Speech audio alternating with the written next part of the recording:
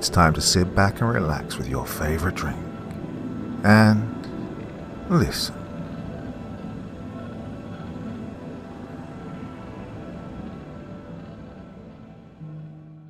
Good evening once again, my brave wanderers of the dark side, and welcome to the edge of the firelight. I'm your guide for tonight's journey into the places where ancient dust stirs, and old things, very old things, seem to breathe just beneath the surface of the world we know. So draw a little closer, steady your nerves, and let the desert wind settle in your ears. Tonight's tale leads us far from home into a wasteland where history crumbles and something far older waits beneath the sand. A discovery has been made, one that should never have been unearthed, and the man who uncovered it may not have returned entirely alone. What lurks in forgotten stone, what calls to those who listen too closely, that's the mystery we're about to step into. If you're ready to glimpse what should have remained buried, then let's begin. The Doorway in the Desert by Augustus Cordoba. Part 1. To tell you the truth, for a second I almost let it go. Nobody sends good news at that hour. It's either about a corpse or it's confession. Then I saw the name, Dale Hendricks, and every trace of sleep burned off in an instant. Found something terrible. Sonoran Desert. You need to see this. 3 photos came next. Grainy, sun-bleached, half-eaten by glare. But even through the haze, I knew I was looking at something wrong. Massive stone blocks locked together without mortar. Symbols carved deep into the faces. Nothing like any Pueblo markings I'd ever seen. And the shapes. God, the shapes. Spires that twisted and folded like someone had bent geometry until it screamed. My eyes watered just trying to follow their angles. I zoomed in. Oh, the rock looked ancient, scarred by centuries. But the craft was alien, too precise, too alive. The stone itself had grown instead of being built. Something inhuman had made this, or something pretending to be human. By the time I realized my hands were already on the laptop, it was too late to talk myself out of it. 6 hours later, I was carving down a 2-lane ghost of a highway, the kind of road that dissolves into the desert when you blink. Civilization was just a rumor out there. Even the GPS had given up, a silent grey screen mocking me. All I had were Dale's scrawled directions and a gut feeling that I had left reason behind somewhere near the last gas pump. And then I saw the cabin. A sagging patchwork of wood and rusted metal huddled beneath a cliff face, half swallowed by dust and the silence. Dale was already there, standing on the porch like a scarecrow that had forgotten its field. He didn't move when I pulled in, just watched, still as a photograph. When I killed the engine, he smiled and waved. He was a little too casual, I thought. Very smooth, like he'd practiced this. Alan, man. He made good time. He came down the steps, and that's when I saw what the desert had done to him. God, he was leaner. 20 pounds of flesh at least burned away by the sun. His skin was cracked, tanned leather stretched over bone. But it was his eyes that stopped me cold. Oh, they burned bright, wild, hungry. The same look I'd seen in people who'd stared too long into the places they weren't supposed to find. The kind of people who start seeing patterns in every shadow, secret codes in broken walls, meaning in the dust. Well, I'd met plenty of them. Most burned out fast. Some didn't come back at all. Well, good to see you, Dale, I said, hauling my gear from the back seat. Though your directions read like a damn riddle. I wasn't even sure I'd find this place. Well, that's the idea. He was already there, hands reaching for the bag like he couldn't stand the weight. Very eager, like this was all staged. I can't have just anyone stumbling onto what we're about to see. Inside, the cabin looked like it had been carved out of paranoia. Bare bones, no decoration, just purpose. The single bulb overhead hummed, spilling its sickly light over a fold-out table that served as mission control. Maps, satellite prints, notebooks full of scribbles. Those same 3 photos, the ones that started this whole damn trip. Up close, under real lights, they hit different. God, my gut twisted. The detail was sharper now. What I thought were cliffs and shadows were actually walls. Massive, precise, unnatural. A complex buried in the bones of some forgotten canyon. Where the hell did you find this? I picked up one of the photos. The symbols around what looked like a doorway were intricate, deliberate, nothing like any known script. God, I've seen a lot of ancient work, Dale, but this... God, it doesn't match anything in the records. It's not even close. His hands twitched, just small and involuntarily, like he was fighting the urge to snatch the image back. A lucky accident, he said after a beat too long. I was chasing old mining claims, scavenging for scrap. Found something that didn't fit. Came back a few times, took photos, tried to make sense of it. He then drifted toward the window, his eyes scanning the emptiness outside. It took 3 trips to get anything usable. 3 trips, I repeated, setting the photo down slowly. Dale, if this is real, if this is what it looks like, we should tell someone. The state archaeologists, maybe the university. No. The word cut the air clean in half. He didn't turn. His shoulders were stiff, his jaw tight. We recorded ourselves, every inch, every mark, before they bury it in red tape and lies. Well, I wanted to push back, but I got it. I'd seen Discovery strangled to death by paperwork before. Still, something in his voice set my nerves humming.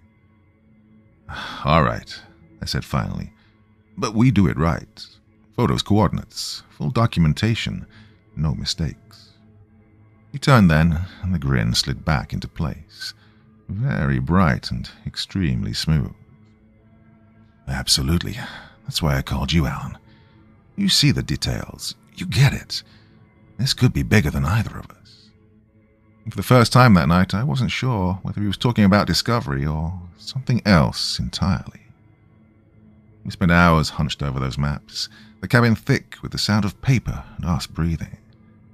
Dale had traced the route out in red ink, a shaky bleeding line that snaked through the hills, dodging main trails and sticking to dead ground where no one would think to look.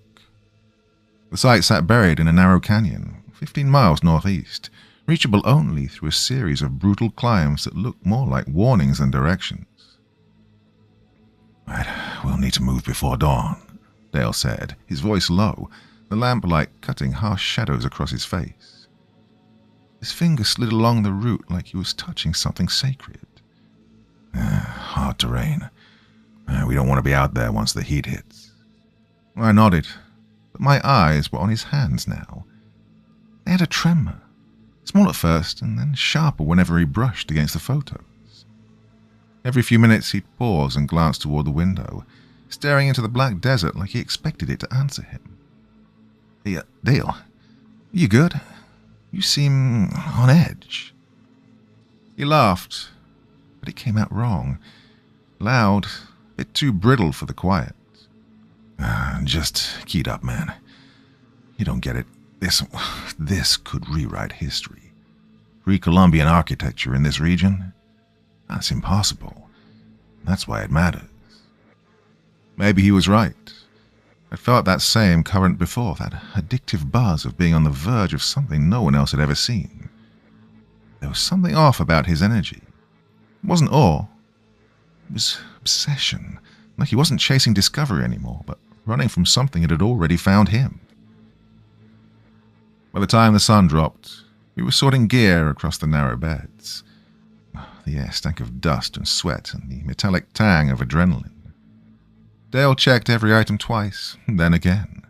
Headlamps, ropes, water filters, extra batteries. Each piece handled with the meticulous care of someone who no longer trusted to luck. Hey, you've planned this down to the bone, I said, watching him pack and repack the same kit until the zipper teeth rasped like insects. Have to, he muttered. We're going dark out there. No cell service, no rescue if things turn bad. He held up a battered GPS, its screen flickering. This is all we've got between us and getting lost for good. I picked up one of the photos again. Under the lamp's harsh glow, the details started to crawl out of the shadows. Figures etched into the stone. Humanoid, maybe, but wrong in ways I just couldn't name. Geometric carvings that seemed to bend when I tried to focus, like the lines were moving when I wasn't looking. Dale, I asked quietly, what do you think this place was? A temple? A city? He didn't answer. He just stood there staring past me at something I couldn't see. His silence stretched so long I almost asked again, till I realized he was breathing fast, like the question had reached some place deep he didn't want to touch. When he finally spoke, his voice barely cut the air. I think it was a doorway. It was like I felt the words more than heard them, like the cabin itself swallowed the sound. A doorway to where? I asked. He didn't answer right away, and the silence stretched until the wind outside started scraping across the tin roof, making the walls tremble. Well, that's what we're going to find out, he said at last. Then he turned away, pretending to fuss with the gear again. His hands were shaking hard now, the tremor crawling up his arms. Every so often he muttered something low and rhythmic. Not quite words, it was more like a chant. By 10, we'd both given up pretending to sleep. We lay in our separate beds staring into the dark, waiting for the night to decide what it wanted from us. Dale kept shifting, sitting up, pacing, checking the window like he expected someone or something to be out there. The desert beyond the glass was dead quiet except for the occasional hiss of wind.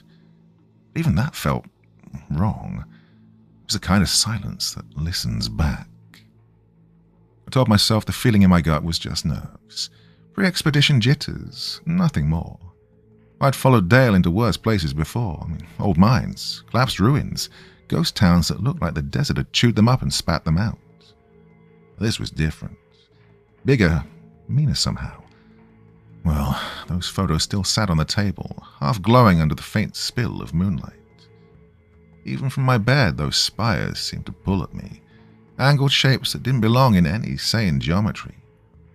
Every time I looked away, I found my eyes drifting back, like they were dragging my thoughts with them. Well, tomorrow we'd have answers, or at least that's what I kept telling myself. Tomorrow we'd see what Dale had found, what he'd woken up out there in the nowhere. I just hoped the desert didn't decide to keep us for it. Part 2. The alarm screamed at 4:30 in the morning, but Dale was already moving. I heard him pacing, packing, whispering to himself in that same fevered tone that made the back of my neck itch. When I dragged myself upright, the cabin was lit by the dim glow of his headlamp. Everything was ready. Packs lined up by the door, climbing gear coiled tight, canteens filled. Enough supplies for 3 days, even though he'd said it would be a single hike. That's when it hit me. He hadn't planned for a quick trip.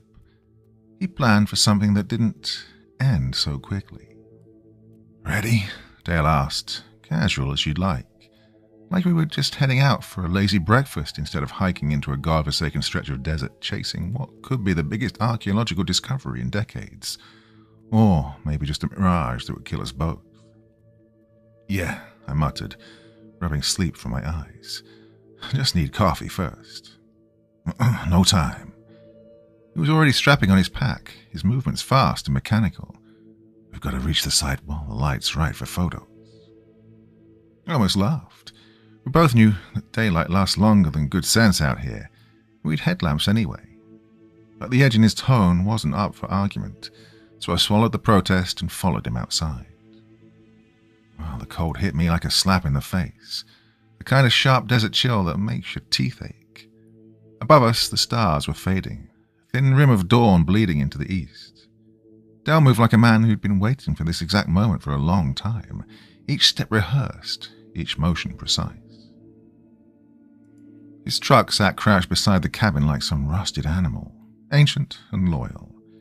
A Ford, maybe late 90s, its paint long since devoured by sun and time, rust gnawing at the wheel wells, and the passenger door needed a secret handshake to open. Dale tossed our gear into the bed with a dull thud and climbed inside behind the wheel. The engine coughed twice before it caught, grumbling awake like it hated us for it. Hey, you sure this thing's going to make it?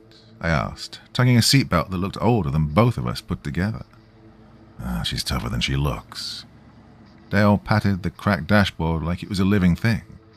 Yeah, this truck's been taking me places that don't exist on maps for years. We rumbled away from the cabin just as the horizon caught fire with the first breath of morning. The road, if you could even call it that, was a vein of dirt and rock carved by flash floods, not by design. Dale drove like he knew every twist and shadow, his eyes narrowed, his jaw locked. No GPS, no map, not even a compass. Just instinct, or something close enough to it to be unnerving. Hey, how do you know where you're going? I shouted over the engine's growl and the sound of stones pinging off the undercarriage. Landmarks, he said, pointing toward a rock formation that looked identical to every other chunk of sandstone we'd passed. Yeah, you learn to read the desert after a while. The further we drove, the more the world fell away. The scrub brush vanished, the air grew hotter and drier. All that was left was red stone and endless sand, like we'd crossed some invisible line where life stopped bothering to exist. The road broke into faint tire tracks that forked and twisted before merging again in patterns that made no sense. Every turn came without pause, every fork taken like he already knew what waited beyond it. This wasn't his third trip out here. Hell, I doubt it was even his 10th. The way he moved, the certainty in his hands on the wheel. This was a man retracing a path burned into his bones. After 2 hours, the tire tracks we'd been following vanished into nothing, just sand and stone stretching forever. But Dale didn't slow down. He kept driving straight across open desert, like there were invisible roads only he could see. The truck bucked and slammed through dry gullies and over ridges that would have wrecked most vehicles, the suspension groaning like it was begging for mercy. Dale guided it through the chaos like he'd done it 100 times before. Almost there, he said, his eyes fixed dead ahead. All I saw was emptiness, just more sun-blasted rock and heat shimmer. Then he hit the brakes, dust exploding around us. This is it. He killed the engine, already climbing out before the dust had settled, that same manic energy sparking out of him. Base camp. We hike from here. I stepped out and looked around. Nothing, no trail, no ruins, no sign of human life at all. Just a dead stretch of desert under a sun that already wanted to kill us. Hey, Dale, I don't see anything. He didn't answer right away. He was about 20 foot off now, standing beside what looked like just another slab of rock. But when I walked closer, I saw it. The faint cut of handholds carved into the face of the cliff, smooth with age but unmistakably man-made. It's a climb, he said, resting one trembling hand against the stone. Not too bad. You'll see the path once you start looking for it. And he was right. The cliff wasn't natural, well, not completely. The route zigzagged upward, blending ledges and old cuts in the stone to form a crude staircase, part nature, part design. What chilled me wasn't the climb itself. It was the way Dale moved. He didn't hesitate, not once. His hands found the right grips before he even looked. His feet knew the spacing, the rhythm, the flow of it. Like muscle memory. Like he'd been up this wall dozens of times before at least. Hey, you're really good at this, I called up when we finally stopped halfway for water.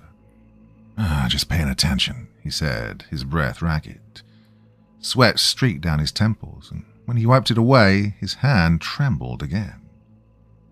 We climbed for another 2 hours, the sun burning higher until the rock felt hot enough to blister skin. The desert spread out below us, endless, brutal, and silent. By the time we reached the top, my arms were screaming and my throat felt scraped raw. Dale didn't rest. He led me across a razor-thin ridge toward what looked like another wall of stone. But as we drew closer, I saw it. A narrow slit in the rock, barely wide enough for one person to slip through. A crack in the earth. A mouth waiting to be opened. "Right, this is it," Dale said, and his voice didn't sound like his anymore. It had that wired edge, the kind that comes when excitement and fear blur together until you can't tell them apart. "This is where everything changes." The crack in the rock swallowed his light as he stepped inside. I followed, and the whole world shifted.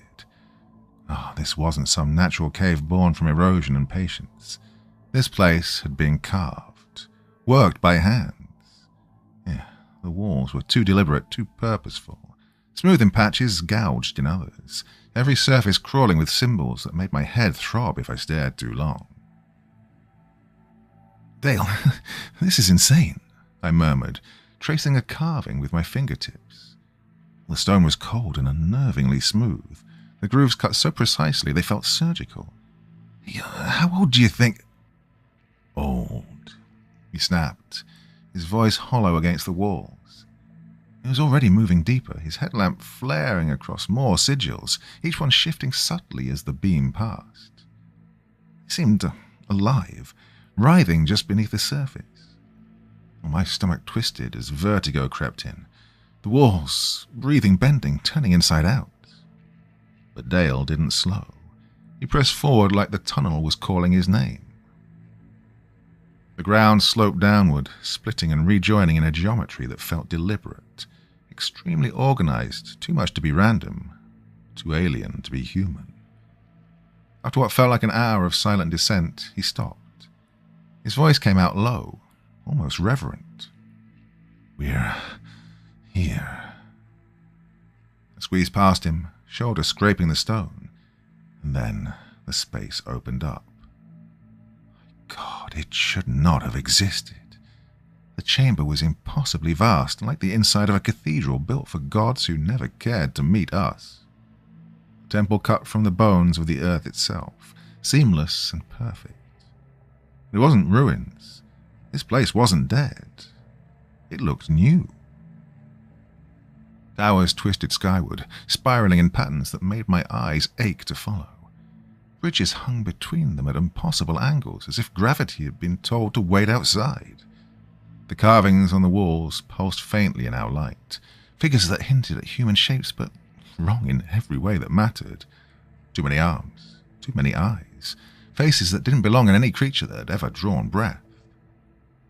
"Jesus Christ," I breathed. Dale's laugh echoed throughout the chamber. It was sharp and wild. "Beautiful, isn't it?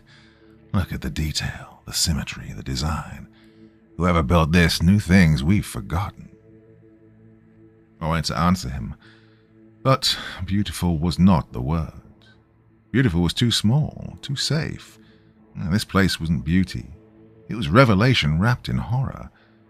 I couldn't shake the feeling that we weren't the first to stand here, nor would we be the last. The temple was a masterpiece, sure. Flawless stonework, impossible precision. But there was something wrong about it. Sickness in the symmetry. Even as the archaeologist in me tried to process the discovery of a lifetime, some instinct buried deep under my ribs screamed that we weren't supposed to be here. Right, "We need to document everything," I said, trying to steady my voice as I dug out the camera. "Photos, measurements, sketches. God, this could change human history." "Yes," Dale said quietly. But he wasn't listening to me. His eyes were locked on the temple, pupils blown wide, his face twisted into something I didn't recognize. He looked starved and satisfied all at once, like a man who'd spent his life crawling through dust just to find this one thing waiting for him at the end. "This is gonna change everything," he whispered. The doorway towered over us, 15 feet high, maybe more, twice as wide, framed by statues that made my stomach lurch. They'd been, once meant to look human, maybe, but the execution had gone horribly wrong. The limbs bent in too many places. The faces seemed to shift whenever I wasn't looking directly at them. A grim dance between sorrow, rage, and something far older than either. Incredible craftsmanship, Dale breathed, running his trembling hand across one statue's base. Look at the detail. Well, I was looking. That was the problem. The longer I stared, the stronger the feeling that the statue was staring back. Patient, hateful, alive in some awful way that had nothing to do with breath or motion. The door itself was carved from a single slab of obsidian dark stone, etched with runes that pulsed when the light hit them. Not faded, not broken, just wrong. They just didn't sit still when I tried to read them. They shifted like ink floating in black water. "Ready?" Dale asked, though he was already moving forward, already crossing the threshold like a man stepping into a dream he'd visited 1,000 times before. The corridors themselves swallowed us whole. Our headlamps carved out thin tunnels of light, barely denting the dark. The walls were alive with carvings, hieroglyphs unlike anything in any museum or record, crawling from floor to ceiling. They weren't still either. The shapes writhed when I wasn't watching them directly, subtle movements that tugged at the corners of my vision. "Hey, Dale, are you seeing this?" I stopped, aiming my light at a section of the wall. The markings shimmered, sliding away from my focus like oil retreating from water. "Seeing what?" His voice was distant and very calm. He was 20 feet ahead now, his light bobbing steadily through the maze as if he already knew every turn. "It's the symbols there." I stopped. My head was swimming. The ground tilted. Never mind. He didn't slow down. He just kept walking deeper, his shadow stretching along the walls that would not stop moving. We moved through 3 more chambers, each one bigger, heavier, and more alive than the last. The walls writhed with those same twisting symbols, and the deeper we went, the thicker the air became. It clung to the back of my throat, reeking of copper and something rotten beneath it, something wet and alive that didn't belong underground. "Here," Dale said, stopping beneath a jagged arch that opened into a round chamber. His voice carried a strange tremor, excitement barely holding back something darker. "This is what I wanted to show you." The room was maybe 30 feet across, the ceiling vanishing into darkness our headlamps couldn't reach. But it wasn't the size that froze me. It was what sat dead center. A pool, perfect and geometric, 8 feet by 8 feet, filled with liquid so black it didn't reflect light. Our beams vanished inside it like they'd been swallowed. "What the hell is that?" I muttered, stepping closer. The surface didn't move, didn't ripple. It was beyond still, like a void wearing the shape of water. "Tarbit," Dale said quickly. His tone was off, the words too fast. "Natural petroleum seepage happens in desert caves sometimes." But tar wasn't like that. No, tar was glossy, thick, sluggish. This wasn't a liquid. It was absence. It looked like someone had torn open the floor and the world had bled out into nothing. "Well, we should take samples," I said, reaching into my pack. "No." Dale's hand clamped around my wrist like a vice. His grip was hard enough to bruise. "Don't touch it. We're just here to document." I stared at him. This was a man who once crawled into collapsing tunnels for fun, who laughed at danger, who mocked caution. Now he was shaking. "Okay," I said slowly, raising both hands. We're still photographing it. Flash went off and died instantly, eaten by the darkness. No reflection, no glare. The light didn't bounce back, it just ceased to exist, like I was pointing the lens at a hole in space. "Let's keep moving," Dale said. His voice was tighter now, more strained. He was already halfway across the chamber, heading for another archway. "There's more ahead."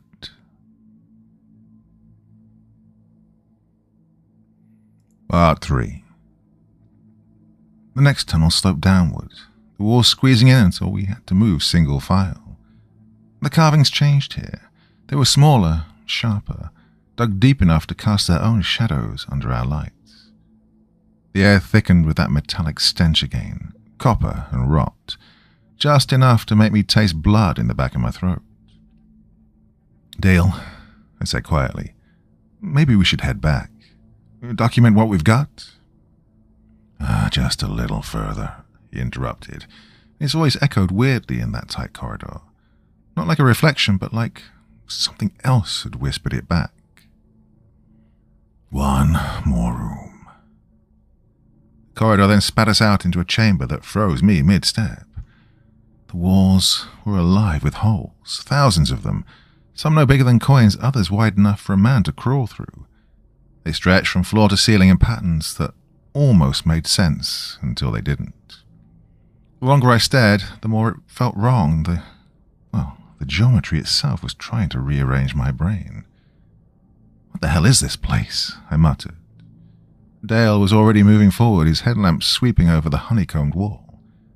"Storage, maybe, or ventilation shafts," he said absently, his voice low but trembling at the edges. "Ancient builders were smarter than we think." Well, I didn't buy it. These holes were too perfect. No random erosion, not human design. They looked made, and they didn't look empty. "Dale, don't," I said. But he didn't listen. He never did. He crouched by one of the larger openings, and the light from his lamp swallowed whole by the darkness inside. "I think I see something back there," he whispered. "Another chamber or—" Well, it hit before he could even finish. A blur of motion, too fast to track, too smooth to be animal. It came out of the hole like a bullet and struck Dale's hand with a wet, cracking sound before vanishing back into the black. Dale screamed, a raw animal sound that echoed around the chamber like it was being thrown back by 100 throats. He stumbled away, clutching his hand to his chest, and blood poured through his fingers in thick streams that spattered across the stone. "Jesus, Dale." I dropped my pack and ripped open the first aid kit. "Here, let me see." He tried to pull away, but I caught his wrist, holding it still. His skin was slick and trembling under my grip. 2 punctures marked the back of his hand, deep, clean, and deliberate, like something had taken a measured bite out of him. Blood welled up in pulses. The flesh around the punctures was already puffing, dark veins crawling outward like cracks in glass. "What the hell was that thing?" His voice broke. He was wide-eyed and pale now.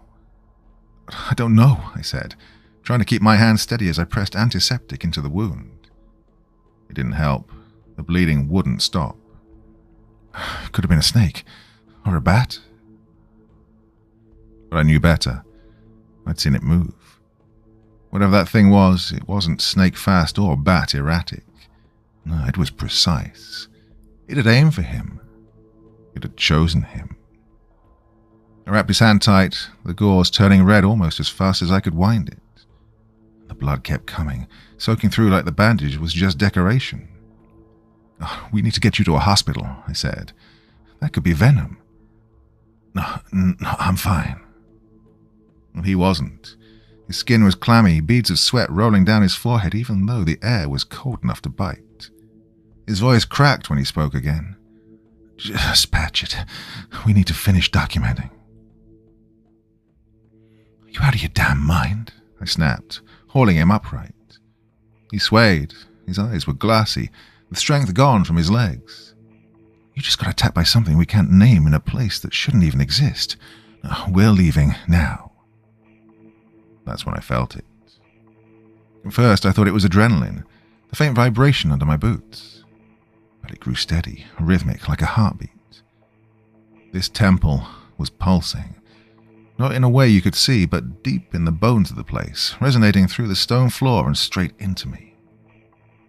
And it started the Dale's blood hit the ground. Yeah," he whispered, his eyes darting to the honeycombed wall. "Maybe we should go." I grabbed our gear and headed for the corridor. But the air had changed. It was thicker now, heavier, humming with something that wasn't there before. The temple felt awake now, like it was watching and listening. Dale's blood had done something. It had fed something. The corridor was gone. I stopped dead, my light cutting across what should have been an open archway. Now it was just stone, solid, unbroken, smooth as glass. The hieroglyphs were different too. New lines, fresh carvings that shimmered faintly when the beam passed over them. "That's not right," I muttered, mostly to myself. "We came through here, right here." Dale was slumped against the opposite wall, his hand pressed to his chest. His face had gone grey now, his lips cracked and trembling, and sweat dripped from his chin like rain. "Must have taken a wrong turn," he mumbled, voice thinner, more detached, like he was already half somewhere else. "No." I pressed my palms to the wall, searching for a seam, a crack, anything. This was open. We walked through this exact spot. But the stone didn't care. It was ancient, solid, unmoved. I tried the next corridor, the one that should have led back toward the pool. Walked 30 feet before the tunnel just stopped. Another dead end. Another wall that hadn't been there before. The temple had changed its shape. It didn't want us leaving. The next passage spat us out into a chamber I didn't recognize. Round, cut from the same sweating black stone as the rest of this place. In the center, a spiral staircase dropped into darkness so thick it drank the beam from my headlamp. "Dale," I started, but my voice came out thin. "Something's wrong here." When I turned back, he was sliding down the wall, his legs buckling like wet paper. "The layout's changed," I said, scanning the room. "The corridors, they've moved." He looked up, his pupils swimming and his focus gone. "Hey, you hear that?" "Hear what?" "The voices," he whispered. "They're louder now." I froze, listening hard. Nothing but our own ragged breaths and the soft drip of water echoing somewhere below. "Dale, there are no voices," I said. "Look, you're in shock. That bite it." "Listen." He raised his uninjured hand, his head cocked like an animal catching a sound just beyond human hearing. "They're calling my name." The gauze around his other hand was soaked scarlet, and the skin beneath, oh, Jesus. His arm had turned a deep bruised purple, veins crawling with dark lines that pulsed under the skin like something alive. "Oh, Christ, Dale. Right, we're getting you out of here now." He shook his head weakly, sweat pouring down his temples. "Can't leave. Not yet. We're close." His eyes rolled, and then snapped into sharp focus. "They've been waiting for me, Alan. Waiting for months." I felt the air drain from the room. Who's been waiting? The voices. They started in Phoenix back in February. He was mumbling fast now, his words slurring together but charged with manic energy. "At first they came in dreams, then during the day. Told me where to look, how to find this place." Oh, my blood went cold. "Wait, you're saying—" "I didn't find this site," he cut in, grinning through the fever. "I was led here." Well, that hit me like a punch to the chest. "You lied to me." "Had to," he rasped. "You wouldn't have come otherwise. But they said I had to bring someone to see, someone to record." "Witness what?" I demanded. He tried to stand then, one hand braced against the wall, his legs trembling so hard he barely stayed upright. "The awakening," he breathed. "The return. They've slept for ages, but now it's time." I backed away, my heart beat thundering in my ears. The shifting corridors, the vanishing passage, the pulsing temple, the thing that had bitten him. None of this was natural. None of it belonged to the world we knew. We hadn't discovered this place.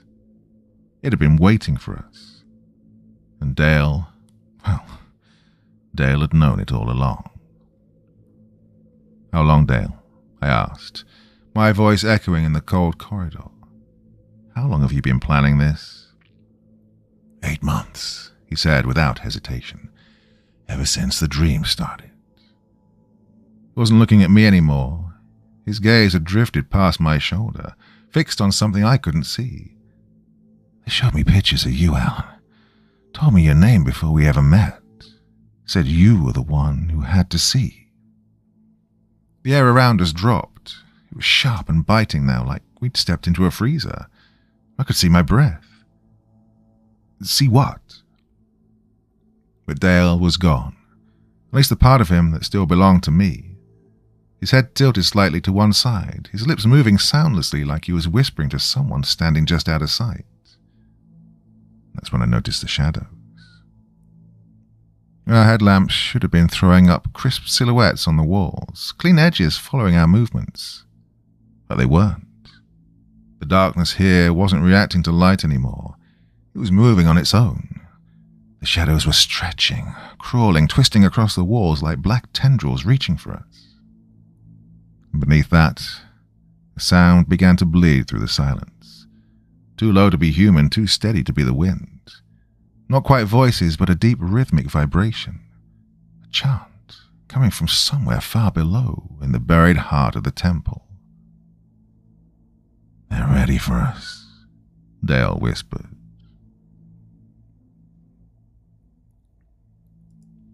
Part 4. When he turned, his pupils had swallowed all the color of his eyes, just black pits staring through me. They've been preparing the ceremony. The infection had crawled past his elbow now. Thick dark veins coiled beneath his skin, like ink spreading through paper. Whatever bit him hadn't just poisoned him, it was rewriting him from the inside out. Dale, you can fight this, I said. You have to fight it. He smiled, but it was all wrong. I don't want to. Then he pushed off the wall. His movements were still smooth, but now like a puppet being guided by invisible strings. This is what I came for, he said. What we came for. Oh no, I said. I came because I trusted you, because I thought we were here to document history, not to become a part of it. History, Dale laughed, a harsh, metallic sound that echoed through the corridor like the bark of some dying machine. This isn't history, Alan. This is what comes after. The return of things that were ancient before humans learned to speak.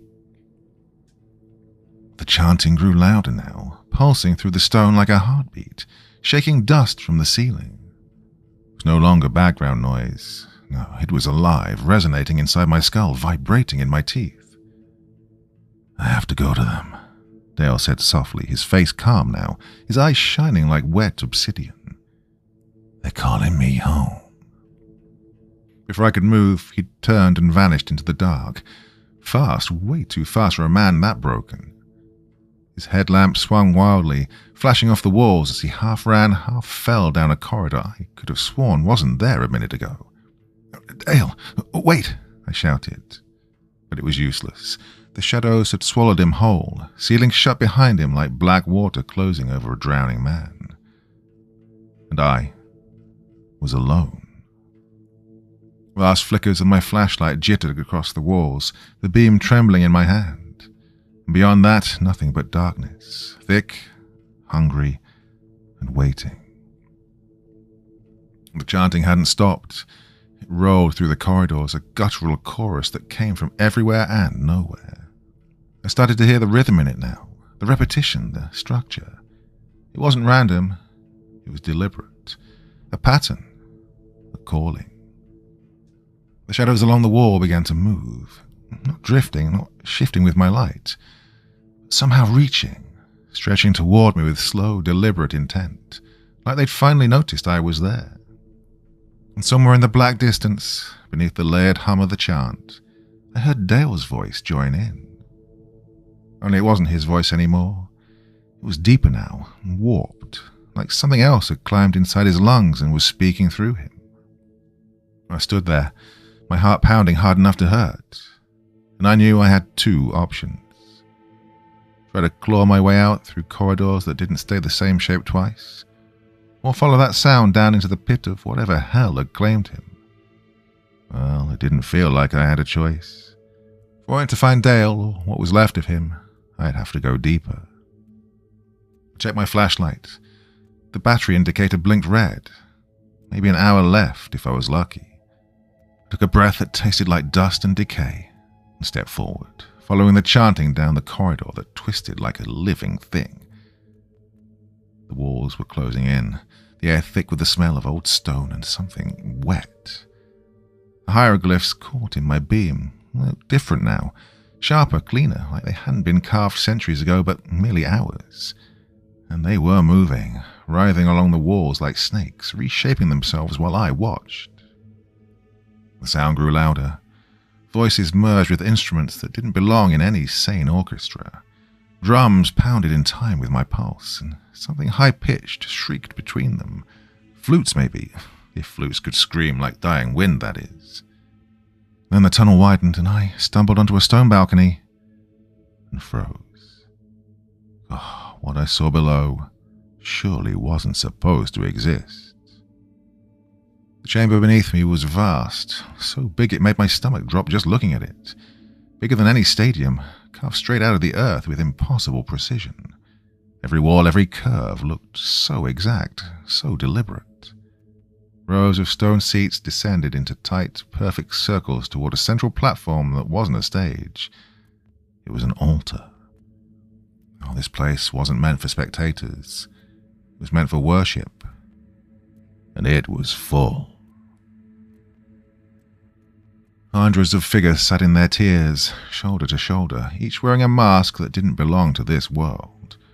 Wolves with clusters of glistening eyes, birds whose beaks gaped revealed rows of human teeth, shapes that might have started as bears before sprouting coiling tentacles where their paws should have been.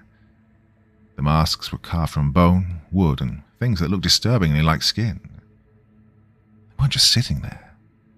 They moved, slowly, rhythmically, as if their every motion was part of something rehearsed long before humanity learned how to write. All eyes, or whatever passed for eyes, were fixed on the center, the altar.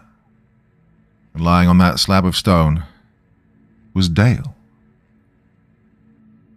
Even from above, I could see how far the corruption had spread. Oh, his skin was a pale canvas of dark, branching veins that pulsed faintly under the torchlight, black lightning crawling beneath his flesh. His chest rose and fell, barely. He was still alive, but only just. Standing over him was a figure wearing a headdress made of feathers, bone, and what looked like human hair, all twisted together in a shape that made my eyes water when I tried to focus on it. In its hand, the figure held a blade, a curved ceremonial thing that caught the firelight like it was drinking it in. The chanting had risen now to a fever pitch, hundreds of voices blending into one monstrous note that made the stone vibrate under my feet. The figure raised its blade high, its movements deliberate and sacred, preparing for the final moment, the climax of whatever nightmare ritual this was. And then it turned toward the crowd. I saw the face beneath the headdress. Dale. Not a mask, not a trick of light. Dale. The same weathered lines around the eyes, the same scar under his chin from that climbing accident in Utah 3 years ago. But he was also lying there on the altar, broken and dying. 2 Dales. One leading the ritual, one being offered to it. Oh, something in my head gave out right then, like a wire snapping. My pulse roared in my ears, and the edges of my vision bled static. I stumbled back, the beam of my flashlight skittering across the stone railing, and then it slipped from my hand. The light hit the ground below with a crack that echoed through the cavern like a gunshot. And then every masked head snapped toward me in perfect unnatural unison. For one long, suffocating heartbeat, everything froze. The crowd, the two Dales, even the flickering torchlight seemed to hold its breath. Hundreds of faces, half human, half animal, staring straight at me from below. Then the Dale with the blade moved. His lips twisted into something that might have been a smile once, before humanity forgot what real smiles looked like. "Welcome, witness," he said, his voice booming across the chamber, clear and sharp as a blade drawn across stone. "You're just in time for the awakening." The congregation rose as one. No chaos, no shouts, just a single, fluid motion, as if the same thought had entered every skull at once. They began climbing the stone tiers toward me, their masks jerking and glinting in the torchlight. Wolves, birds, beasts, eyes shining behind them like cold mirrors catching the firelight. Well, I ran. Didn't think, didn't breathe, just bolted down the nearest corridor and prayed it didn't end in a wall. My boots slammed against the stone, each step echoing in rhythm with the pounding in my chest. Behind me came the sound of pursuit. Not footsteps, not exactly, more like dry leaves scraping across rock, or the flutter of 1,000 wings in a tight, airless space. The passage split, and I veered left, then right, then left again. All the corridors twisted, looping back on themselves, walls closing and shifting like the temple itself was alive, watching me and reacting. My flashlight beam jittered across carvings that seemed to move just beyond focus, symbols crawling away from the lights. And then came the roar. Not from behind, not ahead, but from everywhere. It was a sound that didn't belong to any living thing, way too deep and too vast. It was the earth itself screaming. The stone behind my boots shuddered then, cracking under invisible weight. Dust poured from the ceiling in choking clouds as the entire temple began to convulse. Screams echoed down the corridors, high, raw, just about human. The worshippers, the hive, whatever they'd been calling up, it had answered, and it didn't care who it crushed on the way in. The ritual was over, but not in the way they'd planned. Chunks of ceiling tore loose and shattered against the floor beside me, sending shockwaves through my legs. I ducked, stumbled, and then I ran harder. The air was thick now with dust, the smell of stone and blood, and something old enough to rot mountains. The temple was dying, and if I didn't move fast, it was going to take me with it. The corridors were choking on dust and crumbling stone, and I could barely see 3 feet ahead. It was just smoke, grit, and chaos. Then, through the storm of falling debris, I caught sight of something that hit me like a jolt of adrenaline. There was a fracture in the wall, maybe 3 feet across, bleeding real air. No longer the smell of metallic stench that hung in the temple's gut, but now the dry, wild breath of the desert, sage, sand, and sun-baked freedom. When I tore toward it, my lungs screaming, ducking as slabs of masonry smashed down around me. Cultists surged past in the opposite direction, all shrieking and scrambling for whatever hellhole they crawled from. Their masks were gone now, and what was underneath shouldn't have been called human. Eyes stretched too far apart, mouths split too wide, skin slick and waxen like puppets left too close to the fire. The crack was tight, shoulders scraping the rock, but I forced myself through as the temple behind me gave one final convulsion, a dying god tearing itself apart. Beyond it, the world turned raw again, a tunnel cut not by hands but by water and time, rising toward a faint, trembling light. I crawled until my palms split open and my breath came in shreds. Stone tore at me, dust burned my throat, but the light grew stronger.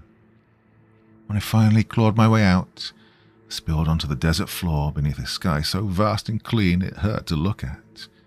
Oh, stars stretched from horizon to horizon, and the silence hit harder than any explosion. There were no screams, no chants, no collapsing stone now, just wind and a coyote's lonely call drifting across the dark. I lay there until the horizon turned silver, numb and hollow, waiting for the sun like it might prove I was still alive. When it rose, the world looked untouched. The cliff where Dale and I had descended was smooth rock again. No fissure, no sign of what we'd found beneath. They came for me around noon. Not rescuers, but soldiers. Their helicopters kicked up dust storms as they landed, and the way they moved told me they already knew where to look. No questions about my wounds, no offer of water, just hands hauling me into the bird. Flight ended at a facility that wasn't on any map I'd ever seen. Then came the interrogation. 18 hours. Different faces, same voices, same questions, grinding them into my skull until I couldn't tell what was memory and what was madness. They wanted schematics, symbols, anything about the temple. And they wanted to know what happened to Dale. And you know what? So did I.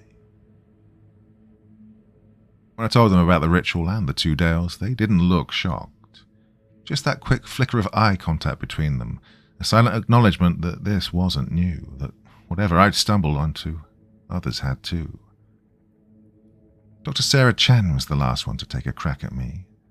Cold precision wrapped in poise. She had the kind of composure you only get from walking through nightmares and coming out the other side intact. She let me talk it all out. Every warped detail, scribbling notes in a black leather folder that might as well have been welded to her hand.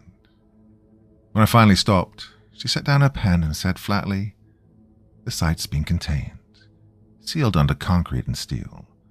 Nothing goes in, nothing comes out." "What about Dale?" I asked. "Mr. Hendricks is officially missing," she said. "Presumed dead. A tragic accident during an unauthorized expedition." No emotion, no hesitation, just procedure. Then she slid a thick stack of papers across the metal table. "Everything you've experienced is now classified under national security protocols. You will not discuss any of this with anyone. Family, friends, media colleagues. Doing so constitutes a federal crime." I signed. What else could I do? They turned me loose the next morning. My truck was waiting in the parking lot, spotless and gassed up, my gear neatly arranged in the bed like nothing had happened. The story they gave me was simple. You got lost in the desert, heat stroke, hallucinations. Case closed. But as I drove away from that nameless facility, the sun baking the asphalt and the radio humming low, I heard him. Dale. His voice slithered into my head like smoke through a cracked door. "This isn't over, Alan. We're just getting started. The temple was the first. There are others, and they're all waking up. You're going to help me find them." I cranked up the volume on the radio, rolled the windows down, and tried to drown him out with wind and noise, but it didn't matter. The voice wasn't in the air. It was inside me. Deep down beneath the terror, I knew he was right. Whatever we'd unleashed in that desert hadn't ended. It had only just begun. Whether I wanted it or not, I was part of it now. Until the very end.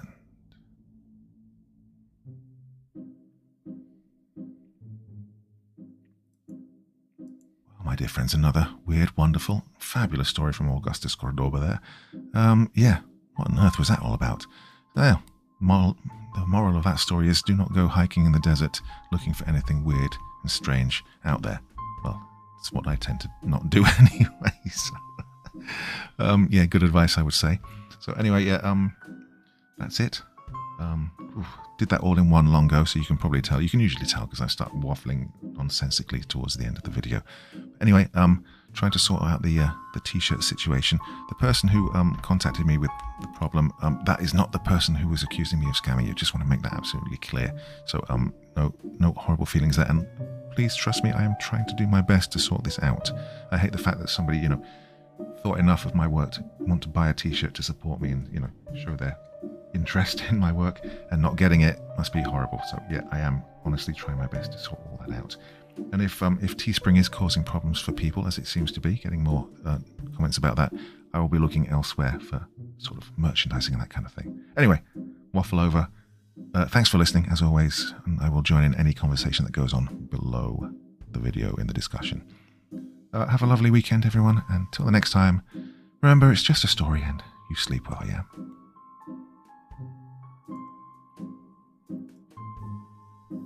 Thank you so much for taking the time to listen to this story today. It really means a lot to me and to the author of the story, of course.